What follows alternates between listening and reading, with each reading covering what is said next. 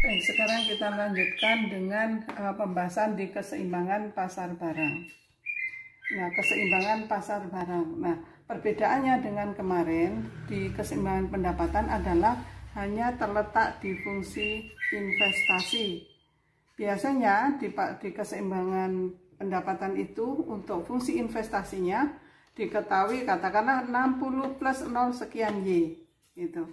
Nah, sekarang untuk fungsi investasinya itu sudah mempertimbangkan tingkat suku bunga. Jadi 100 I. I ini adalah interest. Ada yang menyebutkan hanya 10 I, tapi tidak dihitung persentasenya. Tapi sekarang kita disepakat aja bahwa 100 I ini adalah sudah diperhitungkan persentasenya. Jadi kalau misalnya kita bahas di keseimbangan pasar barang, katakanlah saya langsung ke 3 sektor. Kalau 4 sektor sama aja, karena yang perbedaannya hanya terletak di fungsi investasi. Ya, sekarang 3 sektor. Seperti biasa yang diketahui ada konsumsi, sekian, kemudian investasi, ingat investasinya seperti ini sekarang. Kemudian ada pengeluaran pemerintah atau government sebesar 40, kemudian tax, ada TR. Nah, pertanyaannya adalah tentukan fungsi IS. Ingat, fungsi IS ini nanti hasilnya adalah Y sama dengan sekian minus sekian I. Ya, ini hasilnya pasti seperti ini, fungsi seperti ini karena fungsi IS. Bukan Y sama dengan 100, Y sama dengan 200 saja. Tidak, tapi Y sama dengan sekian minus sekian I. Jadi ini adalah berbanding terbalik. Nah, kenapa berbanding terbalik? Ini berkaitan pada fungsi investasi yang mana tingkat suku bunga itu berbanding terbalik dengan investasinya. Artinya bahwa kalau tingkat suku bunga tinggi, maka investor juga akan melakukan penurunan terhadap investasi atau berakibat pada investasi yang menurun dan sebaliknya. Jadi berbanding terbalik. Oke. Pertanyaannya adalah tentukan dari data itu, tentukan fungsi IS-nya, kemudian gambarkan kurvanya. Baik, kita lanjut. Cara perhitungannya seperti biasa. Nah, di sini perbedaannya adalah terletak di sini. Ya, sini. Jadi adalah di fungsi investasinya. Oke, kita hitung, kita masukkan masing-masing data itu sesuai dengan rumusnya. Di 3 sektor adalah Y sama dengan C plus I plus G. Oke, kita masukkan semua. Ini konsumsi, ini investasi, ini government-nya. Oke, kita supaya tidak terlalu panjang, kita ringkas aja 100 tambah 60 tambah 40. Jadi 200 plus 0,8 YD. YD-nya kita urai seperti ini. Ingat, yang minus pasti tetap, minus 100 ini tetap. Ya. Kemudian terus kita hitung sampai bawah, ketemulah Y sama dengan 196 plus 0,8 Y minus 100 I. Nah, kemudian yang Y kita kumpulkan dengan Y sama dikurangi 0,08 Y sama dengan 196 min 100 I. Kemudian ini kita Y dikurangi 0,8 Y kan 0,2 Y sama dengan ini tetap. Kemudian Y sama dengan ini. Nah, Y sama dengan 196 min 100 I dibagi 0,2 Y. Untuk mendapatkan fungsi S-nya, yaitu ketemu Y sama dengan 960 min 500 I. Nah, inilah yang disebut sebagai fungsi IS. Ini fungsi IS ini. Fungsi IS.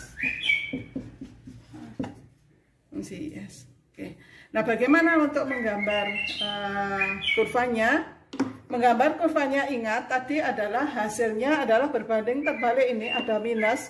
Berarti kurvanya adalah negatif, tertutup kalau negatif, seperti ini. Ya, tertutup, negatif, mempunyai hubungan negatif. Nah, untuk yang vertikal ini adalah mewakili tingkat suku bunga atau I atau interest. Kemudian yang horizontal itu mewakili pendapatan nasional keseimbangan. Nah, kita caranya menggambar adalah, ya sudah, kita gambar aja dulu, cuma terakhir kita tentukan titik ini berapa nilainya. Kalau titik ini berarti kita akan mencari Y-nya. Mencari Y-nya, ya, mencari Y di sini. Tapi tingkat suku bunganya kan 0. Ya, Y sini tingkat suku bunganya 0. Berarti ini kita nolkan. Ini kita nolkan, berarti kan Y sama dengan 980. Nah, ini yang kita transfer di sini.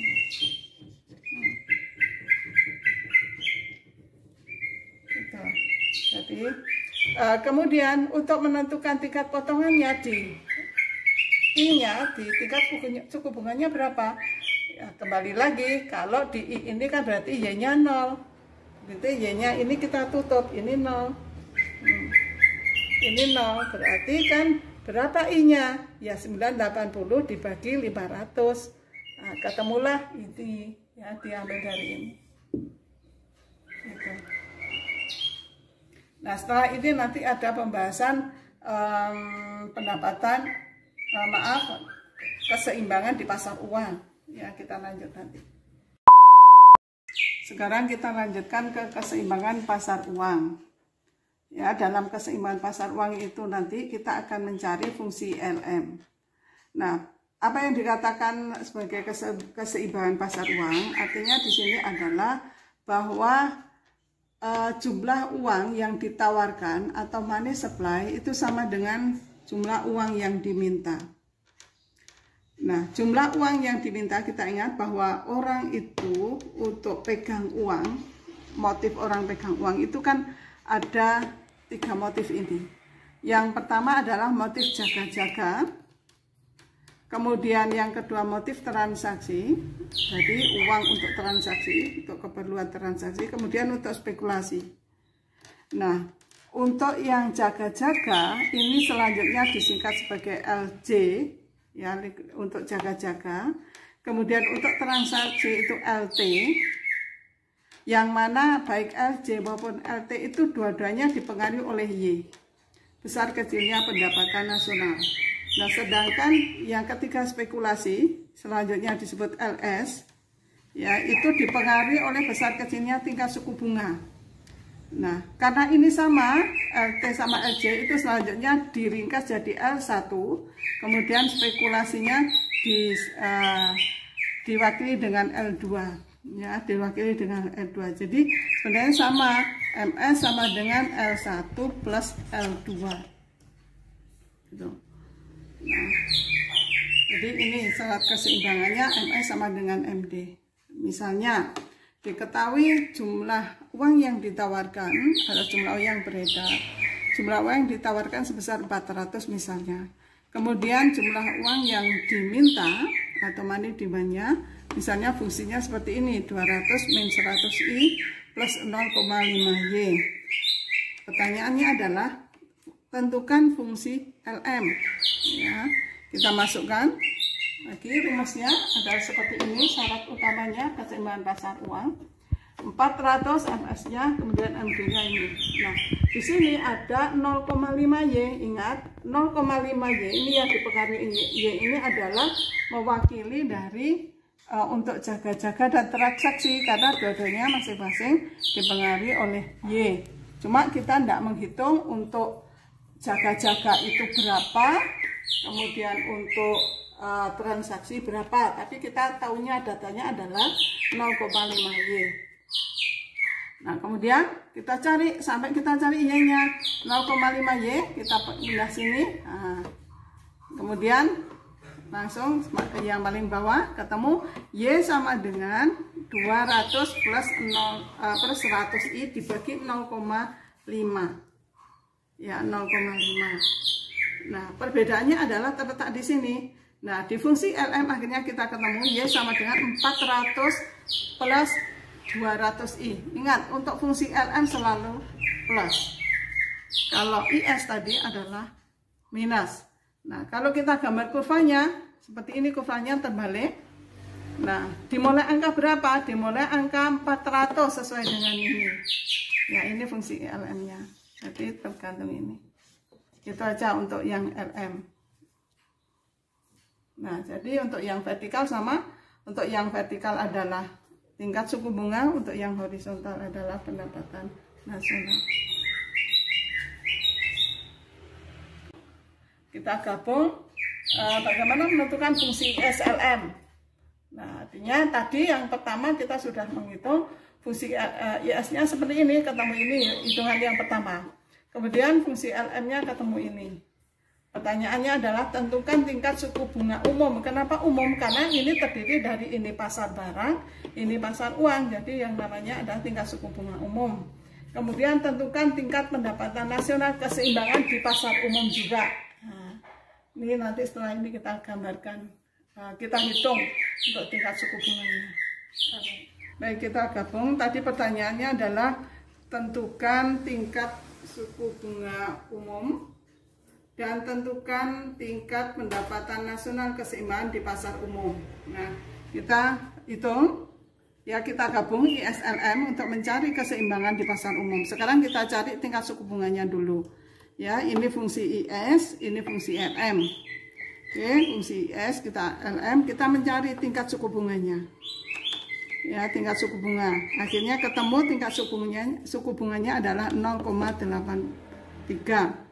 Kita tulis 0,83 tingkat suku bunganya 0,83. Ingat bahwa untuk tingkat suku bunga tidak akan lebih dari 1,96 karena ini adalah batas atas di mana akan dijamin antara bocoran dengan injeksi itu sama. Kalau ini di atas tidak sama. Ya, jadi ini batas atasnya adalah 1,96. Nah, ini tingkat suku bunga umumnya. Sudah ketemu. Kemudian berapa untuk tingkat pendapatan nasional keseimbangannya? Karena ini adalah kita menyamakan antara fungsi IS sama LM, kemudian kita cari tingkat suku bunga, maka untuk mencari Y-nya di sini, Y umumnya, bisa sembarang Anda pakai, boleh fungsinya IS dimasukkan di sini atau fungsinya LM. Memang nanti hasilnya akan beda, tapi bedanya adalah karena pembulatan. Misalnya ini Bu Danesti pakai fungsinya LM, Y sama dengan 400 plus 200I. I-nya Bu Danesti ganti dengan angka 0,83, maka ketemu Y-nya adalah 566.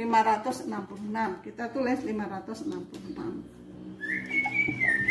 Nah, ini namanya tingkat pendapatan nasional di keseimbangan pasar umum. Terima kasih.